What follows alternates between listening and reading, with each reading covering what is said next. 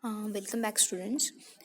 We have seen what is strategic planning and comprehensive planning, and what is the role of a community in the purpose of planning. Why we are involving different communities for the development of the project, or for why we are involving the community for their development in a project planning. Now, let us move towards the next point. What if the organization does not have a comprehensive or strategic planning? Means the organization they are undergoing a project planning, they does not have comprehensive or strategic planning. What will happen then? The comprehensive and strategic planning, they are time consuming process, because we are involving the community persons, local persons, and different communities. We are taking different meetings and we are discussing this different issues, we are taking their opinions. This is a very time consuming process and very long process. In that particular process, we are making a whole 1 year for the purpose of processing that particular comprehensive and strategic planning. That particular requires the development of a community wide needs assessment that collects the community input and is then analyzed to prioritize the problem and basic needs of community. If any organization that does not have a comprehensive or strategic plan that the documents long range goals and problem areas of your specific situation, does not warrant having either document.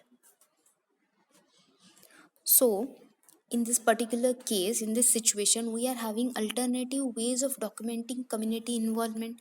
Means, in the particular comprehensive and strategic planning, we are actually involving the community and we are making different documentations regarding to that, so that we will be able to have all the documentation where we have taken the different meetings, what we have discussed in that meeting, what are the different problems of that community regarding the project, what are the solutions to that problem. All this is stored in that particular documentation of a comprehensive or strategic planning. But if we are not having any one of the planning in between that two, then what we will do, we are having an alternative ways for the documenting that community involvement. Let us see what is an alternative method of documentation of the community involvement. Let's see what are these alternative methods. Minutes of past general council meetings or community meetings that documents the community perception of a long range goals and problems that can be used to show that your project has a history of community planning activity. Means we are having, if prior minutes of a community meeting, then we can use that particular minutes of meeting for the purpose of showing that we are having history of community involvement. Means we have involved the community somewhere in the particular project. This historical documentation of community problems and the project that is designed to address those problems, that should be supplemented through the community assessment that determines current conditions and concerns. It means that by using the documents in we have used in a history, in that historical document for the purpose of community problems, and the project that is designed to address those problems, means the solution that were taken regarding to that problems, that we can use as a supplementary documents here also in this particular project. Means we are not using comprehensive or strategic planning for the purpose of involvement of community, but somewhere before in the history we have used different communities for the purpose of development of a planning of a project. Then we can use the documents that we have used there for the purpose which were denoting that the community problems and the solutions regarding that we can use here, and we can use that for the purpose of current conditions and concerns. That particular can be used by the methods for such assessments, or for solving this problem we can use current condition could include focuses group, nominal group process, and survey research. Means by doing survey research, by using that historical documents, we can do different survey research, we can have different groups, we can have nominal group process, we can have different group discussions here regarding to that problems and their solutions, and by that we can get different planning process, or we can get a different documents regarding to the involvement of a community in a project planning. Okay. clear about the alternative methods of documentation. Means if we are not have we have not document of the community they are involved in a project, we can use the different documents that were we have used somewhere in the past, and that by that we can we can collect different surveys and we can form different documents for the current project. That is nothing but the alternative method for the documentation of involvement of the community in the development of a project planning. Now let's move toward the next point, that is initiating the planning process.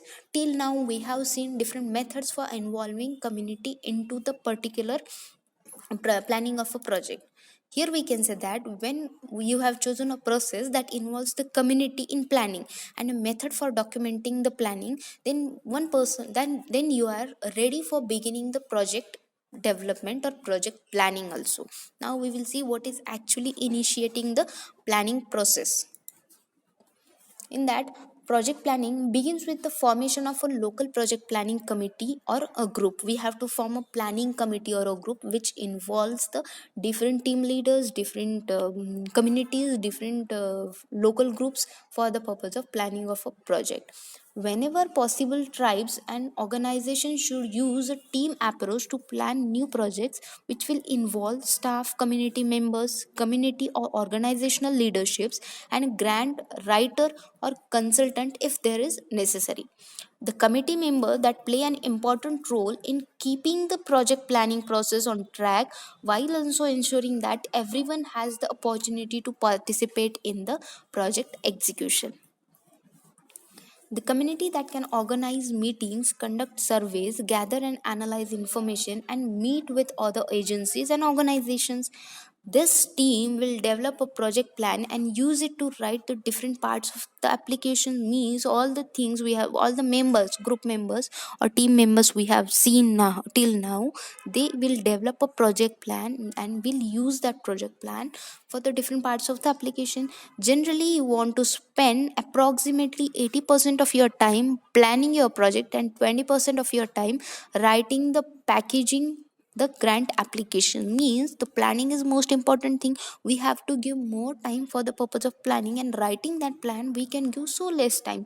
Means once we are having an idea in our mind, a clear idea about the planning of a project, what are the different that we have to undergo during that project, in that case we can write it properly on the paper.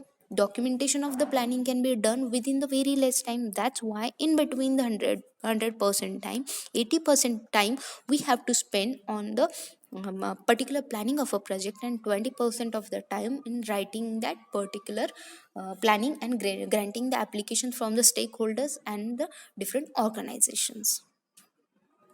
Okay, that is how we do a planning. Once a team that is in a place, the planning process that generally begins with an assessment of community problems and issues that involving various methods of gathering community input.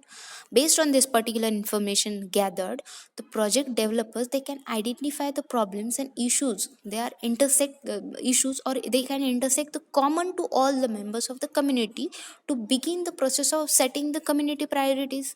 After that, perhaps we can say that one of the most aspects of a project planning is ensuring community involvement.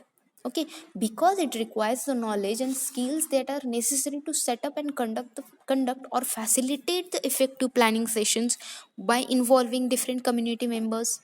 Okay, large meetings can be done. In that we have to have different planning sessions, large meetings and presentations also. The public meetings that are essential for the development of a project with broad grassroots support, meetings that should be held regularly throughout the planning process. So, properly facilitating the meetings, providing a great way to gather the traditional, cultural, and local knowledge, means all the resources regarding to that project. They will also serve as a means of receiving input on goals, objectives, and activities in order to determine ways to best prioritize them. Means by collecting different traditional, cultural, and local knowledge, we can find different resources, different ways for that we can implement in the planning of a project. That is how planning of a project actually starts. Now let us see using the community process for the purpose of planning. Let us see, a large part of guaranteeing community involvement will depend on how you utilize and develop your community, that community's community process, or the way in which the community or organization they involves its members in community's community process. Mean in between that community, the community process, in that community process, how they are involving different members of their community, or the way in which the community or organization they involves its members in decision making process. As we can say here, the public processes that should include the many different perspectives that exist in the community, as this will help to build utility around the project. Here here in addition, we have to keep some of the points in our mind while planning while making the process of planning or initiating the planning process.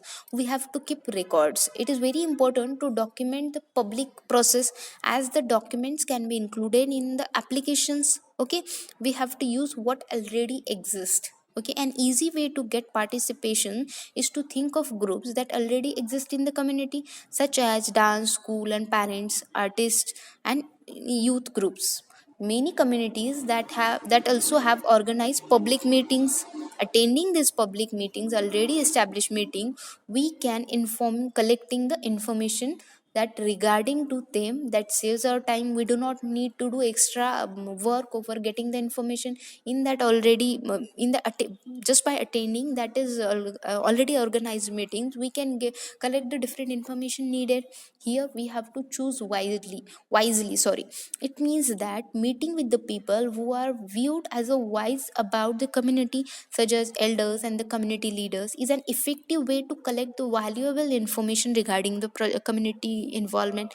These individuals can also help in encouraging supports from the others, and additionally they do not discount including the youth.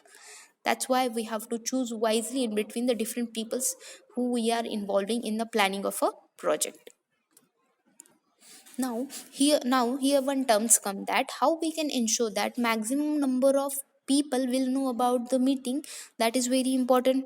Some of the approaches we can use here, how we can uh, make our advertisement, just we can say a word here, advertisement, and or how we can make number of people will getting to know about this particular project. For that we have to use some methods.